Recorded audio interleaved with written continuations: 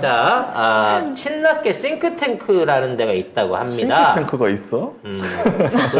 그래서 이제 지네들이 그 모여가지고 하는 그 모임이 있대요. 네. 아까 이름이 있었는데. 연대와 공생. 맞아요. 연대와 공생. 네. 기사를 한번 보죠, 그러면. 네, 이 연대와 공생이 어제였어요. 국회에서 심포지엄을 열었는데요. 이 자리에는 이제 홍영표, 윤영찬, 김철민, 신경민 이런 사람들이 참석을 했습니다. 근데 이 사람들이 뭐 한마디씩 발언을 했는데 좀 말도 안 되는 말은 이제 태극기와 개딸로 상징되는 극단적인 팬덤 정치가 민주주의를 위협하는 만큼 정치 문화를 바꿔야 한다. 이런 말도 나왔고, 그리고 민주당과 관련해서는 대표를 바라보는 정치를 종식시켜야 한다. 이런 얘기도 했습니다. 그러면서 아까 얘기한 무당급 유튜버 얘기를 하는데 왜 다 찔리지? 누구야? 무당급 유튜버가 누구예요? 아니 나는 무당이라고 자체를 해본 적이 없는데 네. 왠지 무당급 유튜버 얘기를 들으니까 찔려요? 내가 찔려. 우리가 너무 무당처럼 지금 그래서 너무 잘 맞춘다. 너무 지금 우리 잘 맞추고 있잖아. 빨이 완전 올랐어. 근데 그거는 무당이라서 맞히는 게 아니에요.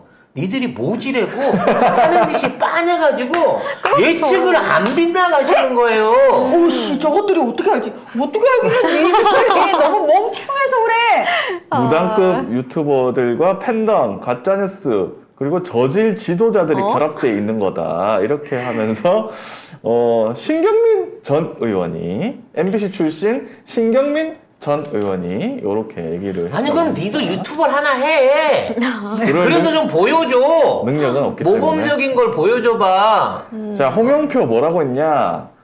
미국에선 트럼프 대통령이 패배한 이후 의사당을 쳐들어가서 극단 지지자들이 의사당을 쳐들어가서 미국 의회를 점거하는 얘기 있지 않았냐?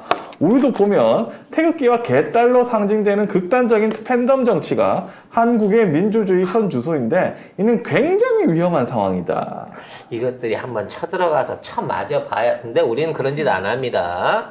그때 의사당 습격 사건 관련해서도 또 송 작가가 많이 내피셜로 풀어드렸어요. 자작극이라고. 근데 뭐 믿거나 말거나인데 중요한 건 우리 쪽에 있는 지금 개혁을 바라는 시민들은 20, 30대 사람들이 아니에요. 물론 20, 30대도 섞여 있긴 하지만 절대적 자수가 우리 나이 또래입니다. 40, 50대, 30대 중반 이후 분들이, 우리 방송 듣는 분들이 더 열심히 당원 가입하고 지금 있는 민주당의 개혁 요구하고 있는 거예요. 민주당 지지자들은 상식적인 사람인데 이거를 극단주의적인 태극기하고 같이 놓는다는 게 이게 말이 돼요? 이걸 국회의원이, 민주당 국회의원이 이런 말을 해? 민주당원들을 진짜 태극기 할배지랑 똑같이 취급하는 거 기분 더럽네, 씨발. 내가 너 국진 네가 제일 극단주의자야 지금 말하는 거 보니까. 내가? 자, 거기다가 홍영표가 또 뭐라고 했냐? 선거법 개정을 통해 정치의 양극화 등을 극복할 수 있다. 이거는 뭐 내각제하자는 거고, 더하기 지금 이낙연 전 대표께서 안 계시지만 앞으로 우리가 힘을 모아서 반드시 해결해 나가야 돼. 뭘 안 계셔? 아직 열흘 동안 죽치고 있는데. 이 자리에 안 왔다는 거지. 그러니까. 그래서 지들끼리 모여갖고 지들 대장 모처럼 미국서 왔으니까 힘이 나? 뭔가 응원 대시라고 지금 지네들끼리 이거 하고 있는데 욕 처먹어요. 이런 얘기하면 오히려 낙연이한테 더 욕먹고 이러니 니들이 낙지게지 소리밖에 더 나오겠어? 물론 이 자리에 김두관 의원이 참석을 했다 그래갖고 막 비난하시는 분들도 있긴 있는데 이거는 민주당 안에서 민주당 의원들이 하는 일종의 토론회였고 그렇기 때문에 얼굴 비틀어 갈 수는 있죠. 감시는 해야지. 감시도 감시지만 이재명 대표도 갔었잖아요. 일단 가서 나 이번에 출마했으니까 나 한번 밀어주시오. 내지는 나 이번에 했는데 도와주시오라고 말할 수 있겠죠. 왜냐면 전혀 무시할 수 없으니까. 아니 씨 이재명 대표도 이낙연 민소를 갔는데 그러니까 김두관 대표가 거기 갔다 갖고 김두관 대표가 낙지계다라고 몰아붙이는 거는 그거는 아닌 것 같고요. 일단 중요한 건 얘네들은 한치도 지금 달라진 게 없다는 거예요. 근데 이미 당내의 모든 권력은 당대표가 아니라 당원들한테로 넘어갔고 그걸 강화하기 위한 개혁 조치를 이재명 대표가 이미 약속을 하고 있어요. 뭐냐? 당원들에 의한 의원들에 대한 소추를 할 수 있게끔 탄핵을 할 수 있게끔 제도 개선을 하겠다라고 이미 공언을 하고 있습니다. 지난주에 이게 어디서도 뉴스가 안 나오더라고요, 보니까. 그거 저기 네. 뉴델리인가에서 나왔을 텐데. 네. 뉴데일리에서 관련된 그 얘기가 있었는데 이재명 대표가 앞으로 국회의원 제명 요구권을 만들겠다라고 얘기를 한 거고요. 자, 소속 국회의원 제명을 요구하는 당원들이 할 수 있는 법안을 만든다고 하니까 독재다. 이재명 독재다 그랬어요. 근데 이재명이 제명한다 그랬어요? 당원들이 한다고 그랬잖아. 그렇죠. 이런 것들이 정치적 효능감인 겁니다. 그리고 그와 관련해서 당직자들도 소환할 수 있고요. 대의원과 당원 모두, 그래서 대의원 10표씩 줬잖아요. 이거를 당원들 모두 한 표씩 가는 방식으로 이 자체를 변화시키겠다라고 얘기를 하고 있다는 거죠. 그렇게 해야죠. 근데 이런 것들은 전혀 뉴스에 안 나와. 아니 되게 민주적인 방향으로 가고 있는 거잖아요. 그러니까. 표의 등가성에 그러니까 대해서. 저쪽 애들은 더 미쳐 날뛰는 거예요.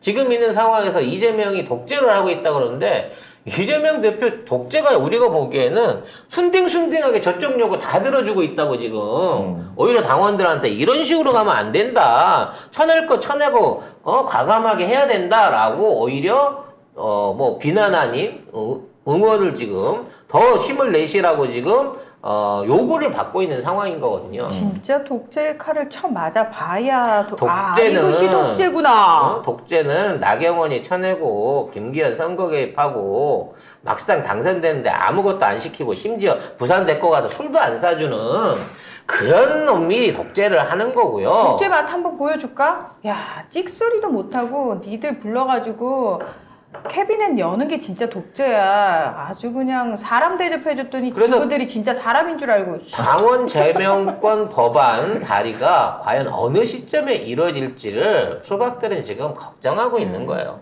되면 얄짤없거든. 그렇게 240만 당원들 중에 지금 니들이 모여갖고 난리를 쳐봐야 게시판에 한 2,000명 있는 거고, 아니 700명 있는 거고. 700명.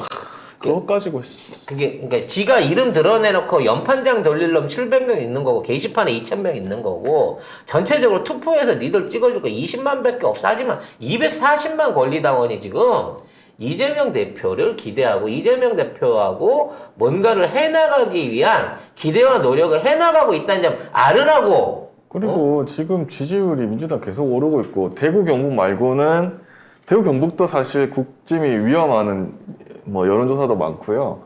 전체가 다 지금 민주당 지지율이 올랐어요. 근데 지금 뭐 이재명 뭐 중심으로는 안 되고 이게 뭔 소리야 도대체. 지금 국회의 그 가장 큰 현안이 선거제도 개편입니다. 그래서 이탄희 의원이 나와가지고 이탄희 의원은 이제 계속해서 그 중대선거구제 관련된 주장을 하고 있는 사람이라 이걸 가지고 이제 뭐 이탄희 의원이 저쪽이다 내지는 저쪽하고 손잡았다 뭐 이런 식의 음해가 있는데 중대선거구제 개혁을 하든 뭔 선거구제 개혁을 하든 중요한 건 누구를 공천해서 누구를 뽑는가의 문제인 겁니다.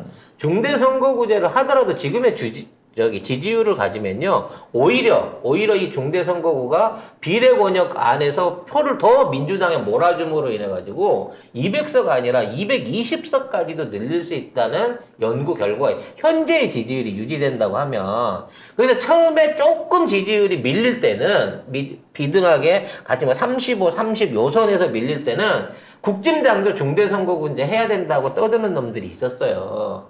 근데 지금은 아예 국진당은 정의당은 중대선거구제 건너다도 보지 않습니다. 정의당이 중대선거구제 한다고 그랬고 얘기했잖아요. 3% 미만으로 떨어지고 나서는 하자고 안 해요. 왜냐면 더 건질 게 없어지거든. 그렇게 되면. 그러니까 이 모든 게 정당 지지율이라고 관련이 있는 거고요. 어떤 선거제도를 치르든지 간에 제대로 된 의원을 뽑으면 우리 민주당에 제대로 된 공천에서 민주당 사람으로 200석을 뽑으면 그 200석 가지고 이재명 대표가 중임제 개헌하지 내각제 개헌하겠습니까? 중요한 건 누구를 리더로 해서 맞아요. 어떻게 제대로 된 의원을 뽑고 이 정치를 가꾸느냐, 거기에 문제인 거지. 제도의 문제가 아닌 거야. 근데 이제 총선 1년 남았거든요. 이거 바로 못 변합니다, 이거.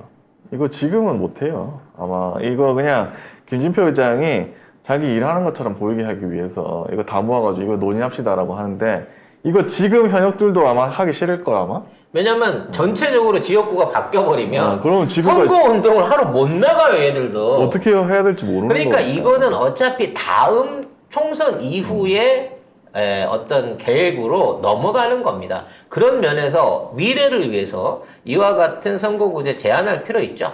또 그리고 중대선거구제 잘 알릴 필요도 있습니다. 하면 국힘이 제일 반대하는 게 뭐냐면 중대선거구제 영남에서 해버리면 국힘 그 의석수가 반으로 줄어들어요. 절대 못하지. 그리고 호남에서 그 나머지 호남 경기 이런 데서 찾아올 수 있다는 자신감이 있으면 이걸 받을지 그것도 안 모르겠지만 되지. 지금은 겨우 영남에서나 비슷한 수준의 지지율을 유지하고 있는 거지. 지금 호남, 서울, 경기 안에서는 7대3으로 벌어졌잖아요, 대통령 지지율이. 이런 상황에서 절대 이 논의 안 일어납니다. 그렇습니다. 그런 면에서 지금 이게 결국은 정치는 생물이라는 얘기가 이런 데 있는 거고요. 환경에 따라서 시시때때로 이게 달라지는 거예요. 국민이 원한다고 해서 저들이 다 이뤄주는 게 아니잖아요. 어떤 형태로 협의를 하건 또는 결단을 내리건 표결을 하든 밀어붙이는 거고 거기에 거부권을 써가지고 이걸 막고 또 이걸 갖고 다시 제의를 해야 되고 끊임없이 이렇게 하는 게 정치입니다. 근데 문제는 정치 제도의 문제가 아니에요. 정치를 하는 놈들이 문제인 거지. 그렇습니다. 민주당을 당연히 수박들을 쫓아내고 제대로 된 사람을 세우는 것도 있겠습니다만 어차피 영남에서 국진당을 찍으신 지지자분들, 이직분들이 있다고 치면 최소한 김진태나 장제원이나 권성동 같은 놈은 다시 찍지 마시라는 거예요. 그쪽이라고 젊은 피 없고 신선한 노력하는 사람들 없겠습니까? 없어요. 그쪽은 없는 거. 그런 걸 해보는 척 하겠다고